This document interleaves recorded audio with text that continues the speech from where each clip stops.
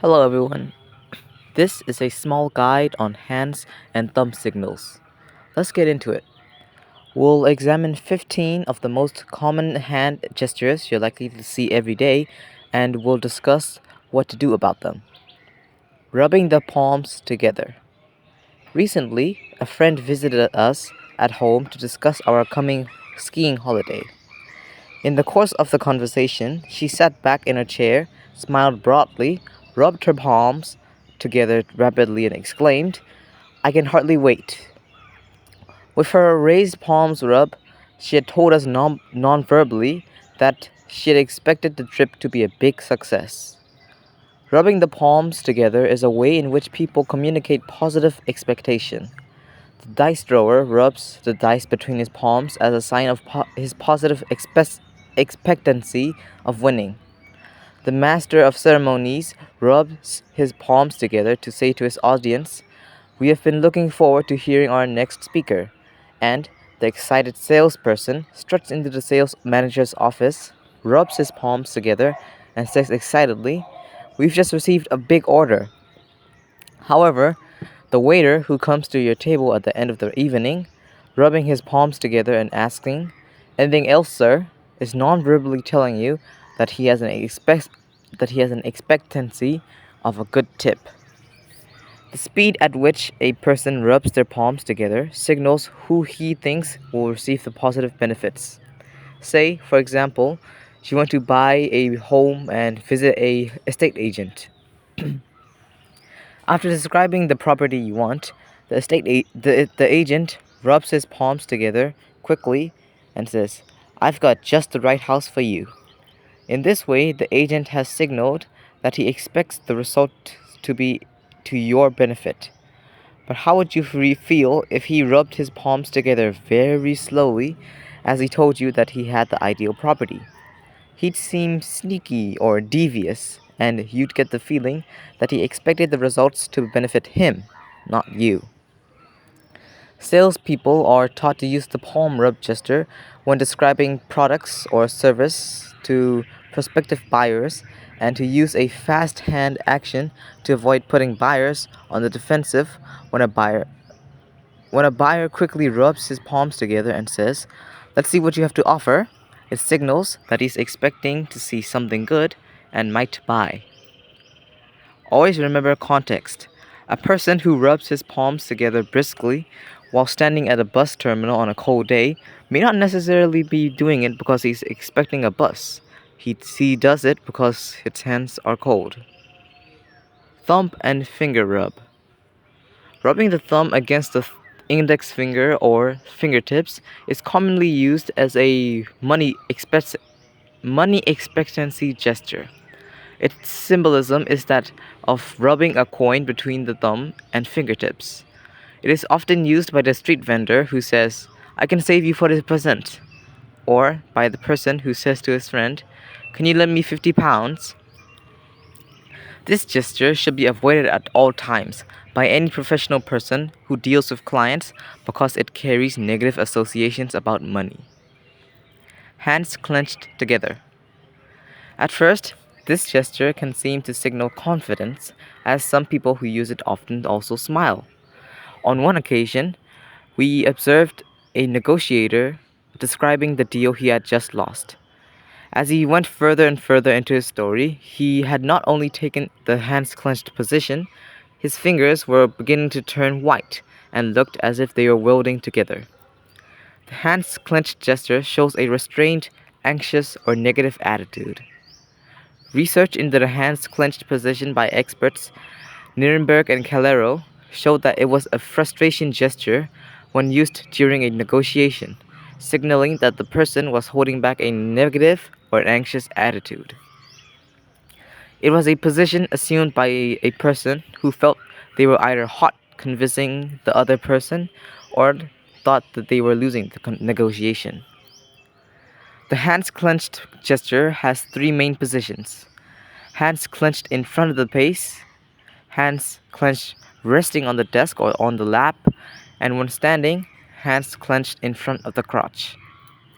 We discovered a correlation between the height at which the hands are held and the degree of the person's frustration.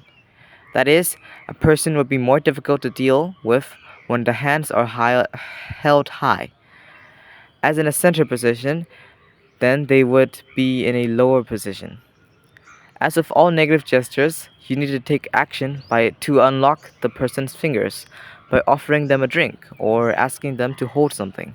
Or the negative attitude will remain in the same way it does with any arm crossing position. The steeple.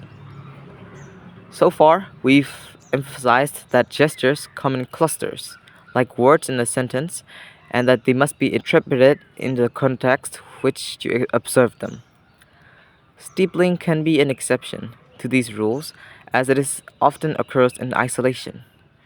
The fingers of one hand lightly press against those of other hand to form a church steeple and will sometimes rock back and forth like a spider doing push-ups on a mirror. We found that the steeple was frequently used in superior subordinate interaction and that it indicates a confident or self-assured attitude. Superiors often use this gesture position when they give instructions or advice to subordinates, and it is particularly common among accountants, lawyers, and managers. People who are confident, superior types, often use this gesture and, by doing so, signal their confident attitude. As a rule of thumb, as a general rule, the steeple should be avoided when you want to be persuasive or win the other person's confidence, as it can sometimes be read as smugness or arrogance. If you want to look as if you are confident and have all the right answers, the steeple position will do it for you. The steeple has two main versions.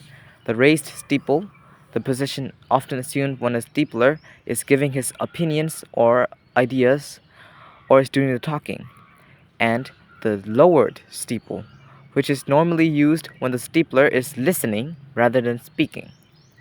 Women tend to use the lowered steeple position more often than the raised steeple.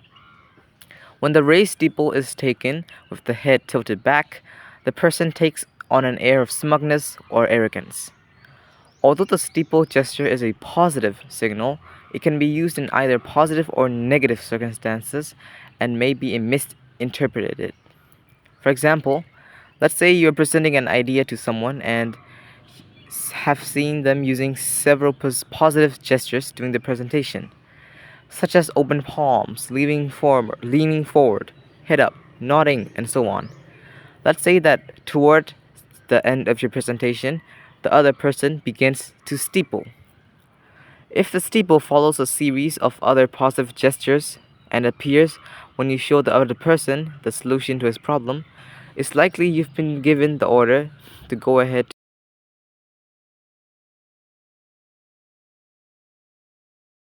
On the other hand, if the steeple gesture follows a series of negative gestures such as arm folding, leg crossing, looking away and hand to face gestures, he may be confident that you won't say yes or that he could get rid of you. In both cases, the steeple registers confidence, but one has positive results and the other negative consequences. The gestures preceding the steeple are the key to the outcome. The face platter. This is not a negative gesture. It is a positive one used in courtship. It's used mainly by women and by gay men who want to attract a man's attention. A woman will place one hand on top of the other hand to present her face to a man as if it was on a platter for him to admire. If you're going to use flattery, sincere or not, this gesture gives the green light for it.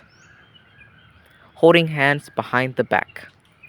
The Duke of Edinburgh and several other male members of the British royal family are noted for the habit of walking with the head up, chin out, and one hand holding the other hand behind the back. This gesture is common among leaders and royalty and is used by the policeman patrolling the beat, the headmaster walking around the school playground, the senior military personnel, and anyone in a position of authority. Emotions attached to this gesture are superiority, confidence, and power. The person who exposes their vulnerable stomach, heart, crotch, and throat in a subconscious act of fearlessness. Our experience shows that if you take this position when you are in a high stress situation, such as being interviewed by newspaper reporters or waiting outside a dentist's surgery, you begin to feel confident and even authoritative as a result of cause and effect. Law enforcement officers showed that officers who don't wear firearms use this position regularly and often rock back and forth on the balls of the feet when standing to gain additional height. Police officers who wear firearms seldom use this gesture, preferring to let their arms hang by the side or to have the thumbs tucked into the belt. The firearm gives the officers sufficient power that palm in palm behind the back is not a necessary display of the authority. The hand gripping wrist gesture communicates a different emotion to palm in palm behind the back. It's a signal of frustration, an attempt to self control. One hand grips the other hand or arm tightly behind the back, as if in a attempt to prevent the other arm from striking out. The higher up one hand grips the opposite arm, the more frustrated or angry the person is likely to be. In the illustration above, the person is showing a greater attempt at self control than the previous picture because the hand is gripping the upper arm, not just the wrist. This gesture shows the origin of the expression get a good grip on yourself.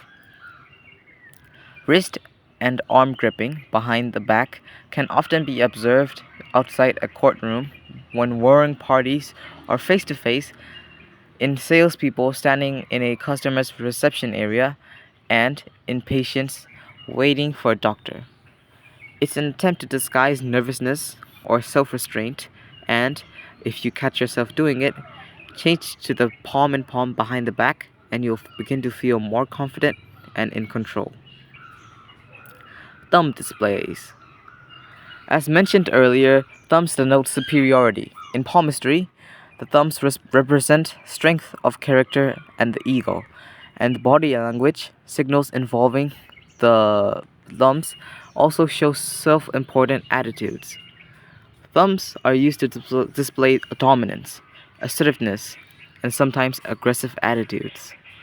Thumb gestures are secondary gestures and are usually part of a cluster. Thumbs display are positive signals often used in the typical pose of the cool individual who uses them to show superiority. A man will use protruding thumbs around women who to whom he is attracted, and people who wear high status or prestige clothing also display their thumbs. You will rarely see a low status individual, such as a vagrant, doing it.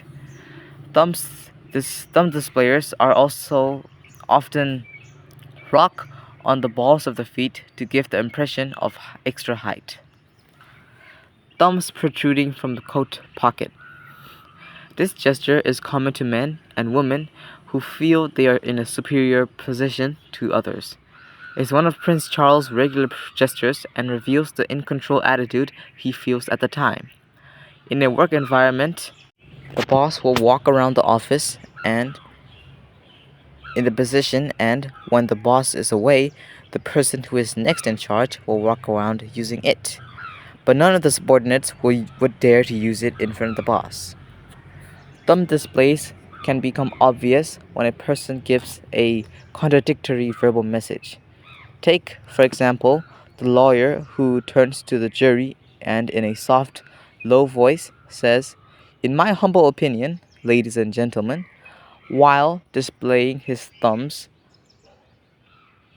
and tilting back his head to look down on his nose at them. This can make the jury feel that the lawyer is being insincere or pompous. If a lawyer wanted to appear humble, he should approach the jury with his coat open, with open palms and stoop forward to appear smaller. Thumbs sometimes protrude from the back pockets as if the person is trying to hide their dominant attitude. Women were rarely seen using thumb displays until the 1960s when they began to wear trousers and take on more authoritative roles in society. Arms folded with thumbs pointing upward is another common thumb cluster. This is a double signal, showing a defensive or negative attitude by the folded arms, plus a superior attitude revealed by the thumbs. The person using this cluster usually gestures with his thumbs when he talks, and rocks on the balls of his feet when standing. The thumb can also be used as a signal of ridicule or disrespect when it is used to point at another person. For example, the husband who leans across to his friend, points to his wife with his thumb, and says, "She always nags," is inviting an argument with her.